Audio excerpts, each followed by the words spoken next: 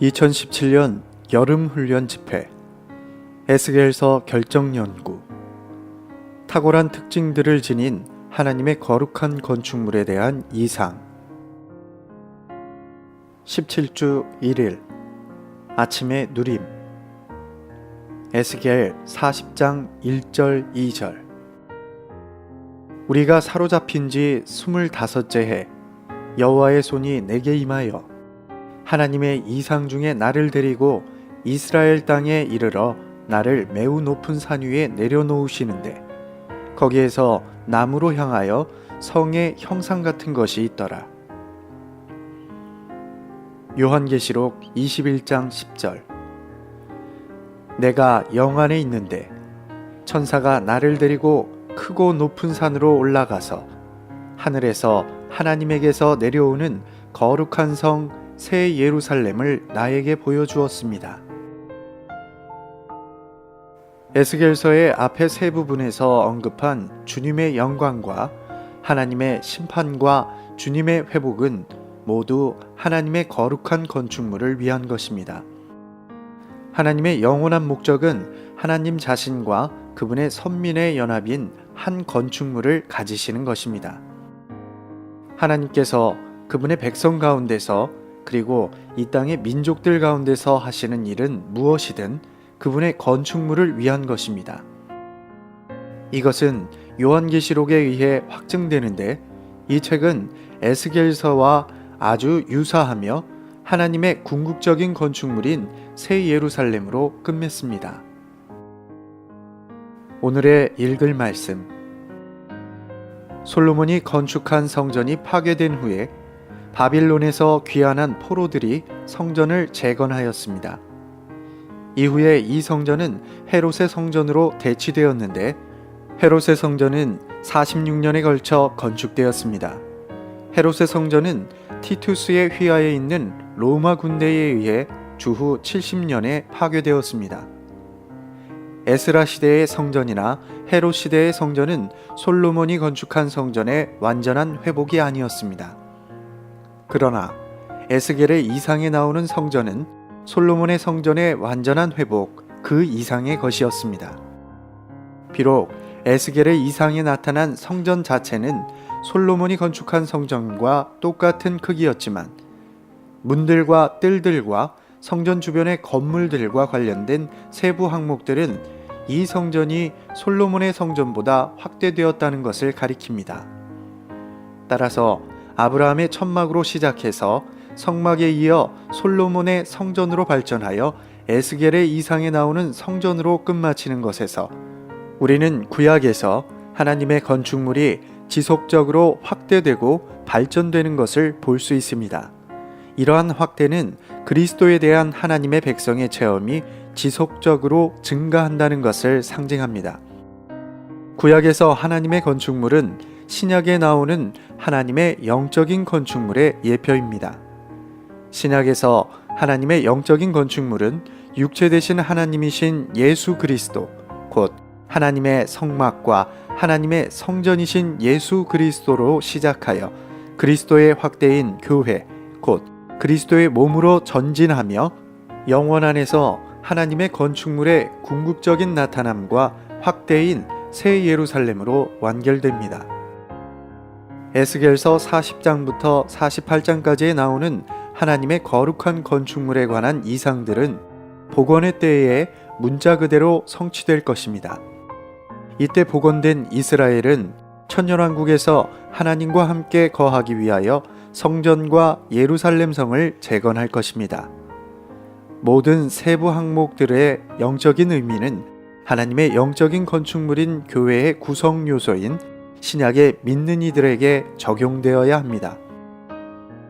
에스겔서 40장부터 48장까지의 시작 부분에는 이상을 본 때, 즉 해와 달과 날이 언급됩니다. 1장의 서두에 있는 해와 이곳에 언급된 해를 비교해보면 20년의 차이가 있음을 볼 수 있습니다. 에스겔이 1장에서 주님의 영광의 모습의 이상을 본 것은 포로가 된 지 5년째 되던 해였습니다. 그가 40장에서 하나님의 집의 건축의 이상을 본 것은 포로된 지 25년째 되던 해였습니다. 여기에는 20년의 차이가 있는데 이것은 짧은 시간이 아닙니다. 우리는 에스겔이 첫 이상을 보았을 때 그가 30세, 곧 제사장이 기능을 발휘하기 시작하는 나이였다는 것을 기억할 필요가 있습니다. 그가 마지막 이상을 보았을 때 그는 50세, 곧 제사장이 은퇴할 나이였습니다. 이것은 매우 의미가 깊습니다. 이것은 하나님의 건축물을 보려면 에스겔에게 더 많은 생명의 성숙이 필요했음을 뜻합니다.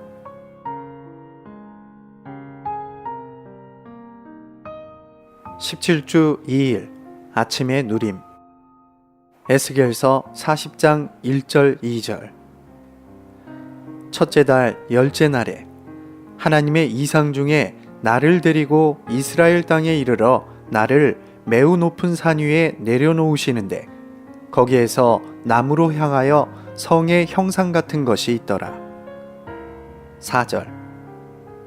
인자야, 내가 내게 보이는 그것을 눈으로 보고 귀로 들으며 내 마음에 둘지어다. 너는 본 것을 다 이스라엘 족속에게 전할지어다. 에스겔은 연초인 첫째 달에 그 이상들을 보았습니다. 첫째 달은 새로운 시작을 뜻합니다. 이것은 우리의 체험에서 하나님의 건축물이 우리에게 새로운 출발을 가져다 주어야 함을 뜻합니다. 우리가 교회의 건축에 관한 것을 볼 때 그것은 우리의 생애에서 새로운 출발입니다. 또한 여기서의 기록은 열째 날을 언급합니다. 출애굽기 12장 3절에 따르면 첫째 달 열째 날은 이스라엘 백성이 유월절을 위해 어린 양을 준비한 날이었습니다. 이것은 분명히 우리의 구속을 위한 우리의 유월절이신 그리스도를 가리킵니다. 여기에서 우리는 우리 그리스도인의 삶에서 매번 새로운 시작을 가질 때마다 그것이 반드시 그리스도와 그분의 구속에 근거해야 함을 봅니다.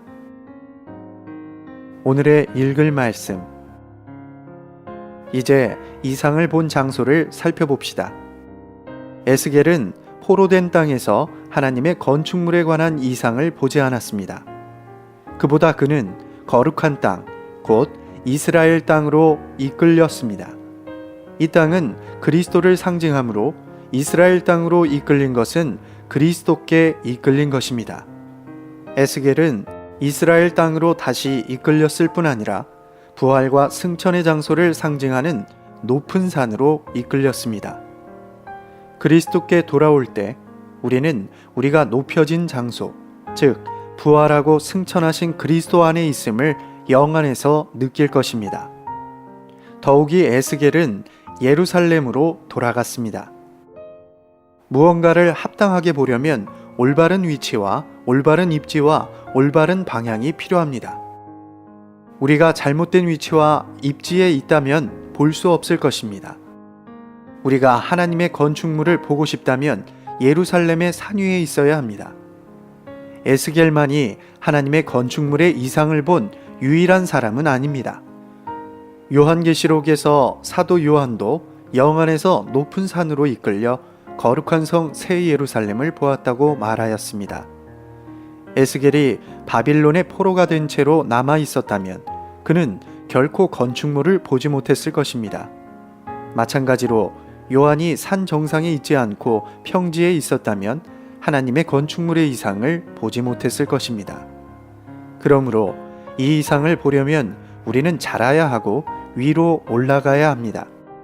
이것은 우리가 생명 안에서 성숙해야 하고 높은 산 위에 있어야 함을 뜻합니다. 이럴 때 우리는 하나님의 건축물을 볼 수 있을 것입니다. 에스겔은 건축물에 대한 이상을 보기 전에 한 사람에 대한 이상을 보았습니다. 에스겔서 1장에 나오는 사람과 달리 이 사람은 호박금처럼 생기지 않고 오히려 노처럼 보였습니다. 에스겔서 40장에서 이 사람은 보좌 위에 계시지 않았습니다. 그분은 건축물의 문에서 측량하고 계셨습니다. 성경에서 측량하는 것은 심판하고 소유하는 것을 뜻합니다. 어떤 것이 심판받은 후에는 어떤 종류의 시험과 검사도 견딜 수 있습니다. 그것은 또한 계속되는 심판도 견딜 수 있습니다. 주 예수님은 그런 분이셨습니다. 그분은 하나님의 심판을 거치셨고 이제 사람들에게 시험이 되셨습니다. 그분은 온갖 종류의 시험과 검사와 심판을 견디실 수 있었기 때문에 하나님의 건축물을 포함하여 모든 것을 측량할 수 있는 자격을 충분히 갖추셨습니다.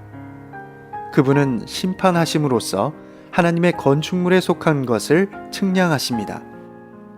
에스겔서 40장 4절은 하나님께서 에스겔에게 그분의 건축물에 대한 이상을 보여주고 계셨을 때 신원자인 에스겔에게 예리한 시력과 주의 깊게 듣는 것이 필요했음을 가리킵니다. 또한 에스겔은 자신에게 보여주시는 것을 흡수하기 위해 그것에 마음을 두어야 했습니다. 이럴 때 그는 자신이 보고 들은 모든 것을 하나님의 백성에게 선포할 수 있었습니다.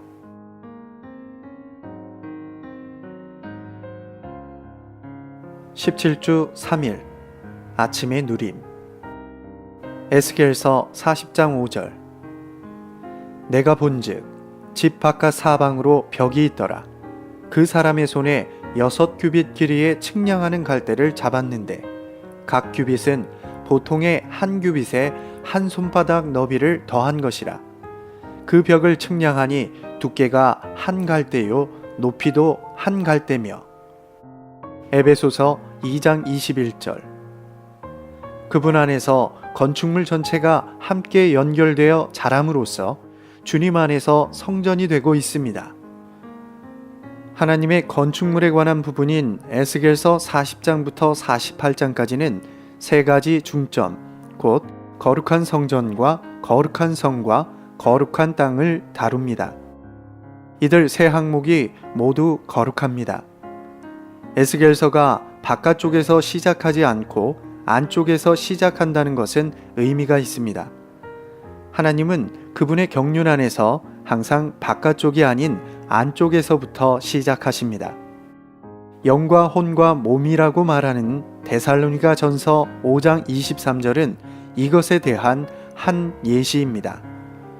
성전에 관해 첫 번째로 보아야 할 항목은 벽입니다. 성전은 사면에 벽이 있습니다. 벽은 분별, 곧 하나님께 속한 것과 하나님께 속할 수 없는 것을 분별하기 위한 것입니다. 그것은 하나님께 속해야 하는 것과 결코 하나님께 속할 수 없는 것을 분별합니다. 이 벽은 분별의 선입니다. 벽의 치수에 의하여 우리는 이 벽이 분별하는 선이신 그리스도 자신을 상징한다는 것을 알 수 있습니다. 그리스도 안에 있는 것은 무엇이든지 하나님의 권익과 하나님의 건축물에 속합니다. 그러나 그리스도 밖에 있는 것은 무엇이든지 하나님의 권익과 하나님의 건축물에서 제외됩니다. 그리스도 자신이 분별하는 선이십니다. 수백만의 인구가 있는 도시에서 우리는 분별하는 선이신 그리스도로 말미암아 누가 하나님께 속하고 누가 하나님께 속하지 않는가를 알 수 있습니다. 그리스도 안에 있으면 누구든지 하나님께 속하고 그리스도 밖에 있으면 누구든지 하나님으로부터 분리되어 있습니다. 달리 말해서 그리스도께 속한 사람은 벽 안에 있고 그리스도 밖에 있는 사람은 벽 밖에 있습니다.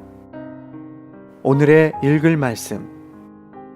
이 벽의 치수는 매우 특이합니다. 나는 인류 역사상 역대로 이런 벽이 있었던 적이 없다고 생각합니다. 이 벽은 높이가 6규빗이요 두께가 6규빗입니다. 우리가 이 벽의 단면을 볼 수 있다면 6규빗 곱하기 6규빗의 정사각형을 볼 것입니다. 숫자 6은 여섯째 날에 창조된 사람을 가리킵니다. 이 벽은 높이가 6규빗, 두께가 6규빗입니다. 숫자 6은 사람의 숫자이므로 벽은 정사각형처럼 곱고 온전하고 완전한 사람이신 주 예수님을 상징한다고 말할 수 있습니다. 정사각형처럼 곱고 온전하고 완전하시며 심지어 부활한 사람이신 그리스도는 분별하는 선이십니다. 그분은 정사각형이시고 보드시기 때문에 충분한 자격이 있으십니다. 그분 안에는 불완전함이나 부족함이나 구부러진 것이 없습니다. 오히려 그분은 모든 것에서 곧고 올바르며 온전하고 완전하십니다. 다시 말하는데 이러한 분이 분별하는 선이십니다. 만일 예수님만 그러한 사람이시라면 우리 모두는 제외될 것입니다. 우리는 정사각형이 아닙니다. 우리는 곧거나 올바르지 않습니다. 분명히 우리는 온전하거나 완전하지 않습니다. 우리가 그처럼 결여되어 있을지라도 우리는 그리스도를 모방하려고 하지 말아야 합니다. 타락한 사람은 그 누구도 그리스도를 모방하는 것이 불가능합니다. 그리스도는 정사각형이시며 곧고 온전하고 완전하십니다. 우리가 주 예수님께 와서 자신을 그분과 비교해 볼 때 우리는 폭로되고 유죄 판결받습니다. 예를 들어 누가복음 2장에서 우리는 주 예수님께서 12살의 소년이셨을 때 하늘에 계신 그분의 아버지를 아무리 위하셨을지라도 여전히 육신의 부모님에게 순종하셨음을 봅니다. 젊은이들이여, 여러분은 여러분의 하늘에 계신 아버지의 권익을 추구하고 있는 동안에 육신의 부모님에게 순종적이지 않습니다. 그러나 주 예수님은 순종하셨습니다.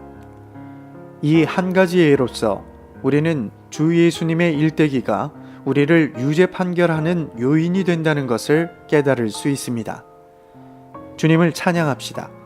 그분은 벽이실 뿐 아니라 또한 문이십니다. 벽으로서 그분은 우리를 내몰고 유죄 판결하십니다. 그러나 문으로서 그분은 우리를 하나님의 건축물 안으로 이끄십니다. 오늘 우리가 하나님의 건축물의 영역 안에 있다면 그것은 문이신 그리스도께서 우리를 안으로 데려오셨기 때문입니다. 그리스도는 우리의 문이십니다. 요한복음 14장 6절에서 주 예수님은 자신이 아버지께로 이르는 길이시라고 말씀하셨습니다. 그분을 떠나서는 아무도 아버지께 갈 수 없습니다. 그리스도는 우리가 하나님 안으로 하나님의 권익과 하나님의 건축물과 하나님의 왕국 안으로 들어가는 문이십니다. 에스겔은 문이신 그리스도에 관하여 상세히 보았습니다.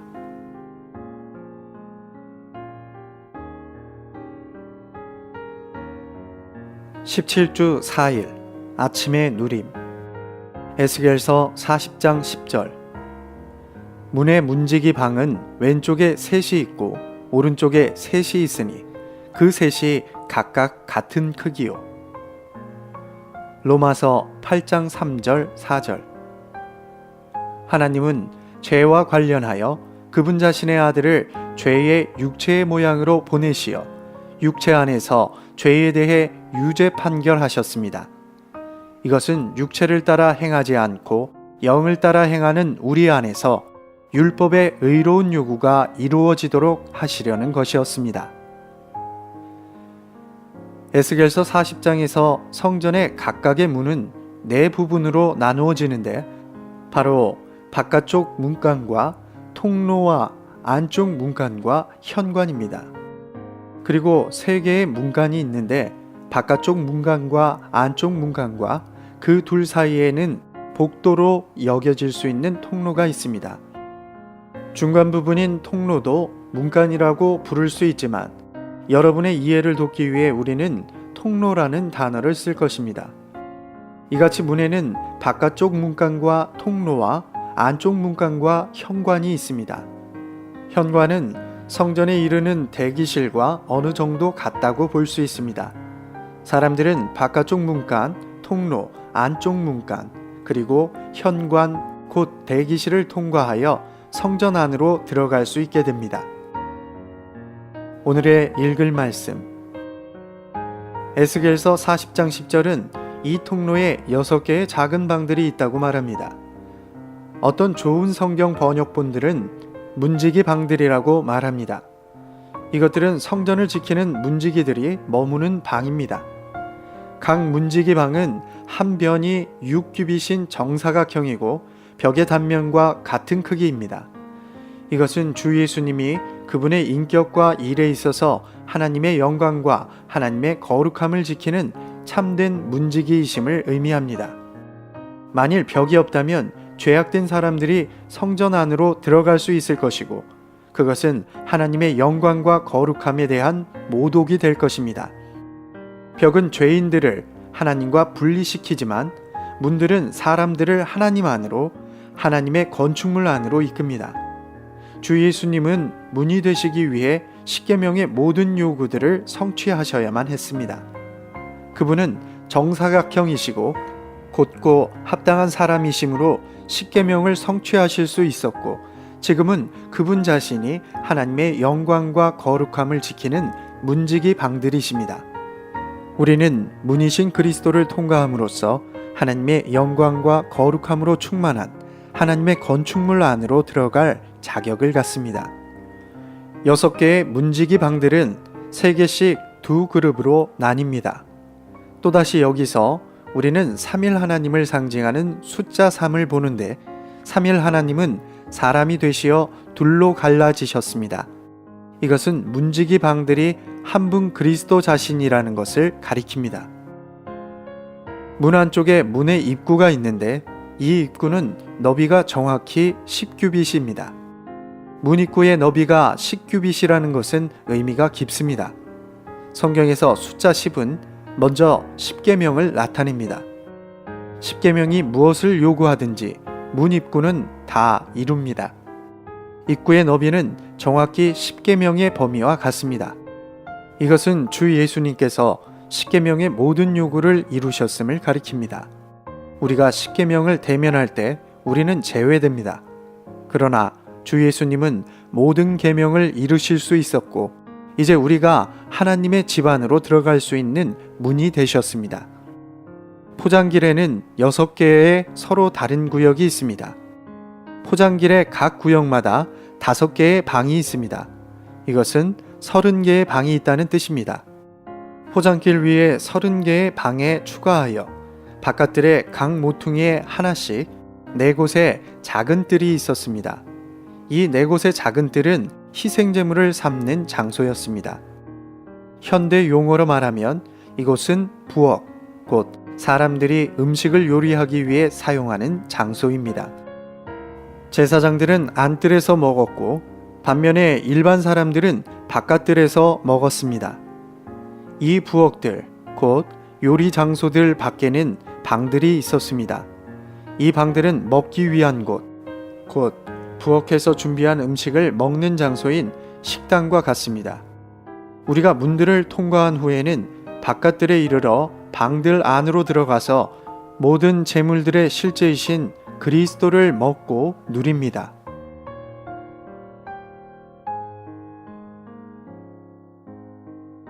(17주 5일) 아침의 누림. 에스겔서 40장 31절.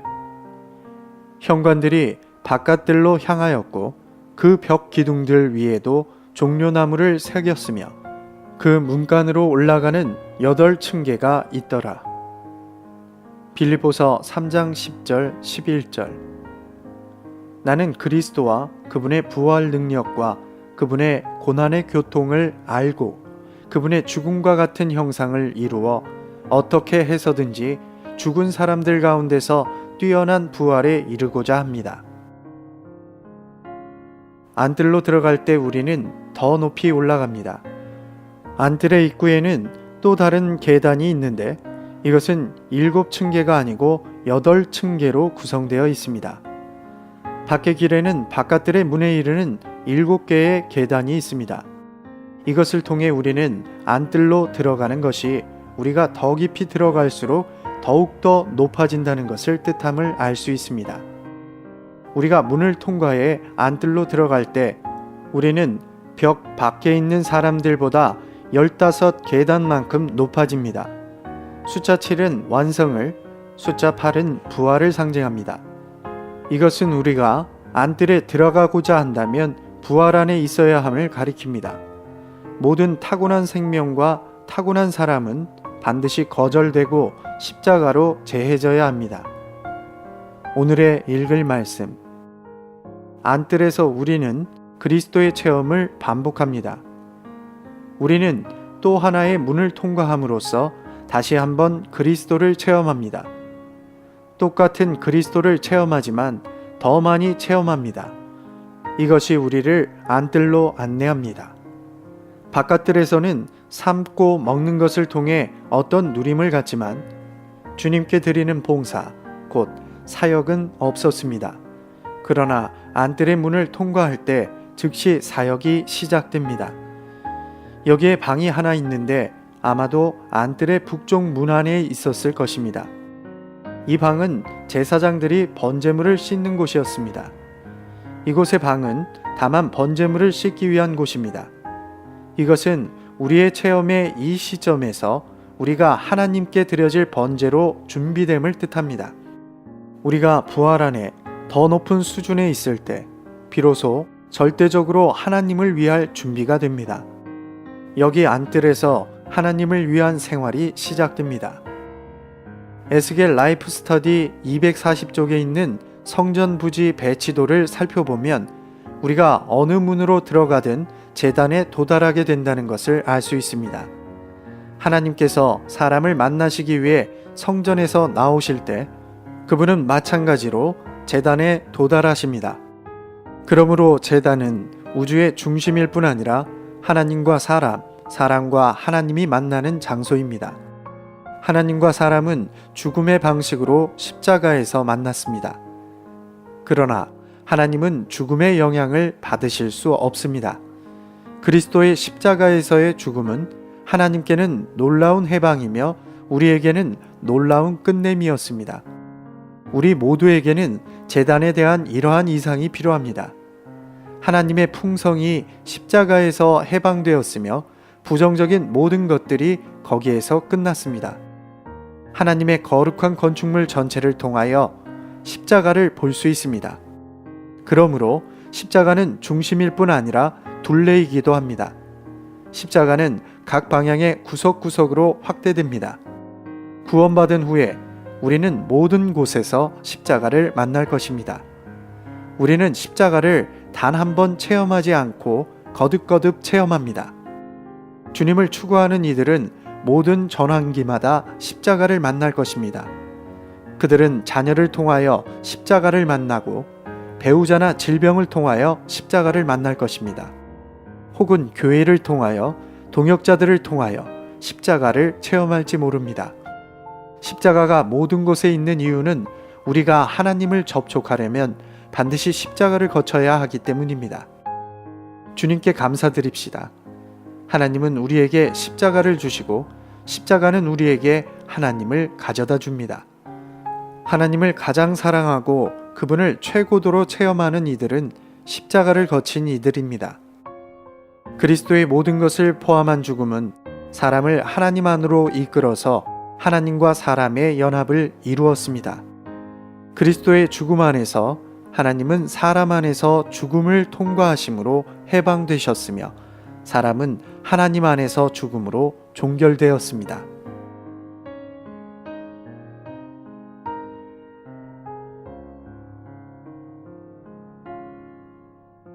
(17주 6일) 아침의 누림.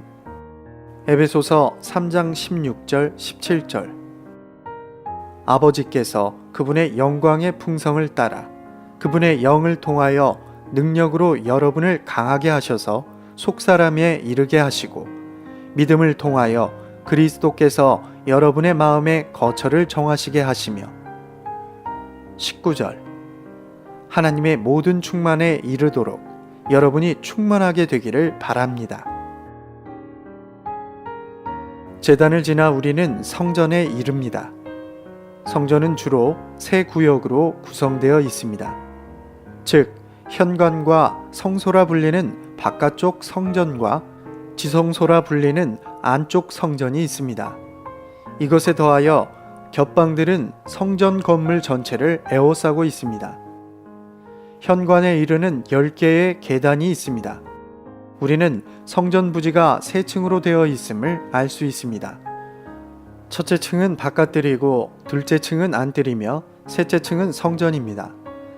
성전 벽의 밖의 길은 바깥들보다 훨씬 더 낮습니다. 그래서 성전 부지의 벽 밖의 길부터 계산하면 4층이 있게 됩니다. 밖의 길이 첫째 층이고 바깥들이 둘째 층, 안뜰이 셋째 층, 성전의 바닥이 넷째 층입니다. 우리가 성전 안쪽으로 더 들어갈수록 우리는 점점 더 높아집니다. 성전은 밖의 길의 높이보다 도합 25계단 위에 있습니다. 길에서 성전까지의 높이는 15규빗이어야 합니다. 오늘의 읽을 말씀. 계단으로부터 우리는 2기둥으로 나아갑니다. 우리는 기둥들과 성전의 벽기둥들을 구별할 필요가 있습니다. 벽기둥은 정사각형이지만 기둥은 둥굽니다. 벽기둥의 치수는 제시되어 있지만 기둥의 치수에 관해서는 언급이 없습니다. 에스겔이 기둥들의 치수를 기록하지 않았다는 사실은 기둥들이 한계가 없음을 가리킵니다. 따라서 이 기둥들은 무한하며 측량할 수 없는 힘으로 하나님의 집을 짊어지시는 하나님의 증인이신 그리스도를 상징합니다. 현관을 지나면 바깥쪽 성전에 이릅니다. 바깥쪽 성전의 입구는 폭이 10규빗입니다. 첫 번째 입구, 곧 현관 입구는 14규빗이지만 바깥쪽 성전으로 들어가는 두 번째 입구는 10규빗입니다. 이것은 안쪽으로 나아갈수록 길이 더 좁아진다는 뜻입니다. 우리가 앞으로 보겠지만 안쪽 성전으로 들어가는 입구는 6규빗으로서 훨씬 좁습니다. 에스겔서 41장 2절에 의하면 입구의 양 측면은 각기 5규빗입니다. 이것은 증거를 책임지는 것을 가리킵니다. 성전을 둘러싼 겹방들은 높아질수록 더 넓어집니다.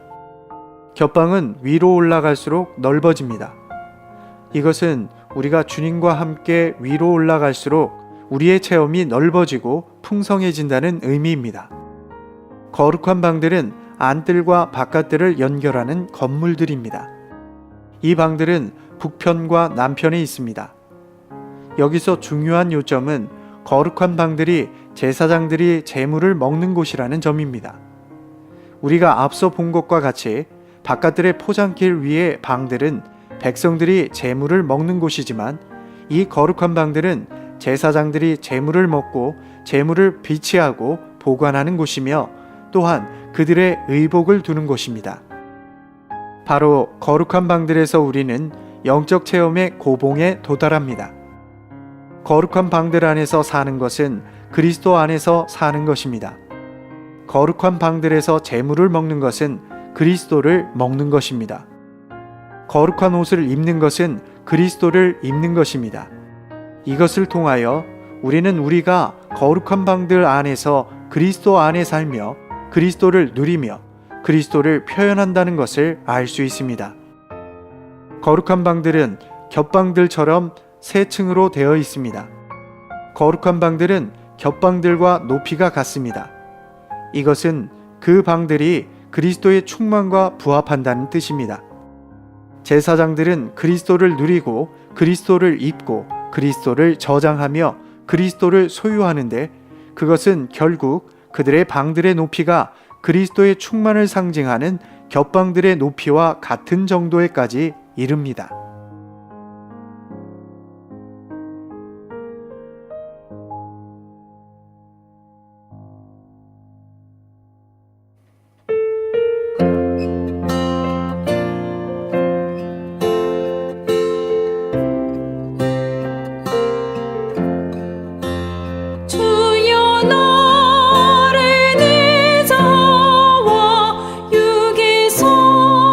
구원하여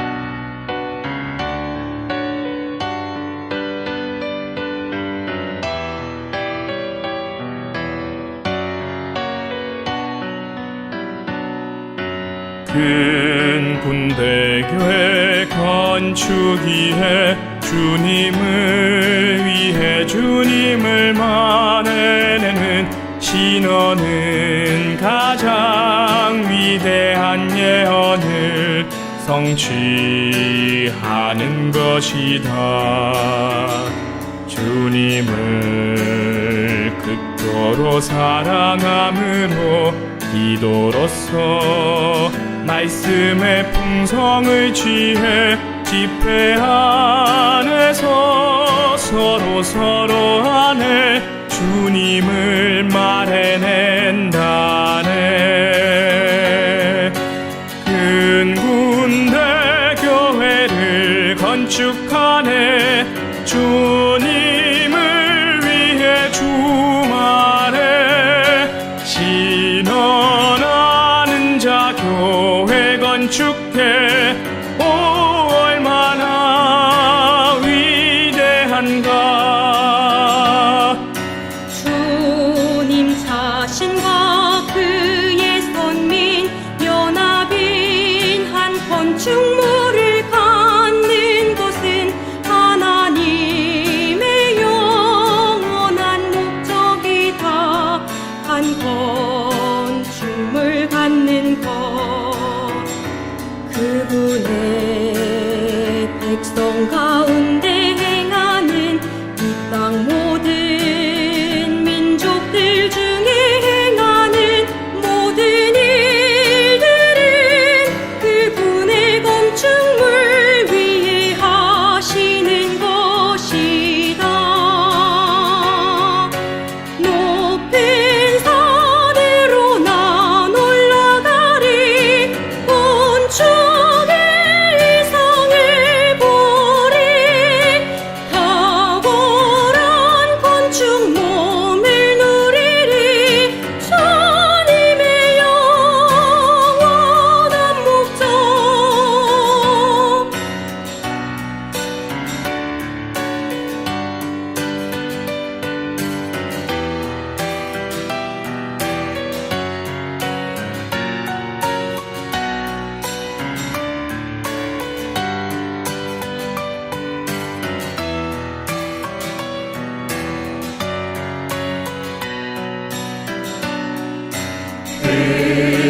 그리스도는 하나님의 집인 교회를 건축하시는 분. 또한 교회의 건축을 위하여 사용되는 요소다. 하나님 건축물 위해 우리는 예수님의 인성이 필요하다네. 부활 안에 그분 인간 생명이 건축을 위해 필요해. 우리는 모두 측량되어야 해. 건축물에 적합한지 주님의 모든 관심인 교회 몸을 위해 우린 산다. 하나님 표현 영광 반체적인 표현은 건축물교회 영광이 건축물과 함께하네. 교회와 함께하네. 영광의 하나님 우릴 부르네. 교회 건축 영광의 표현은